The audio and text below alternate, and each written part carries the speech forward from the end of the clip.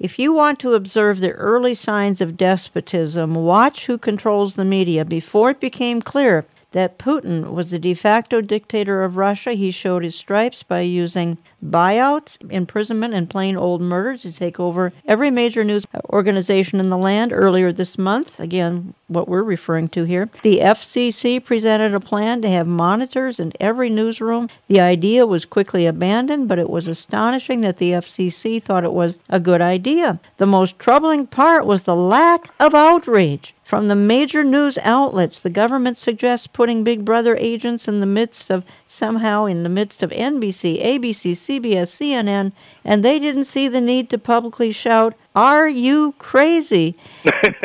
But, they're just an extension of the White House.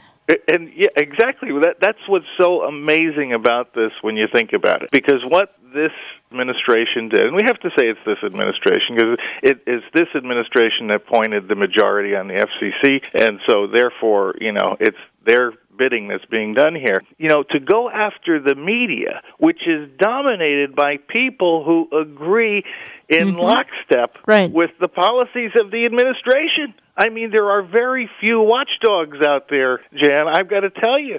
I mean, what you get in the news and what we euphemistically call the mainstream media is basically, there's very little difference from the press releases and the handouts that the White House puts out every day. I mean, they might as well be preparing the news as it is right now. And that's largely because the worldview of the people who prepare the news is the same worldview of Barack Obama and his administration. It's not a conspiracy, if you will, when the same worldview dominates the media as it dominates the administration. But what they wanted to do, that wasn't good enough for them.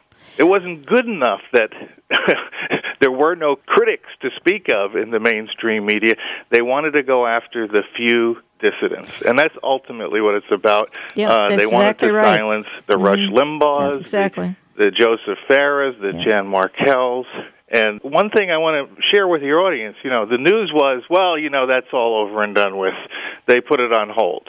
Anything that you put on hold can be brought back in an instant.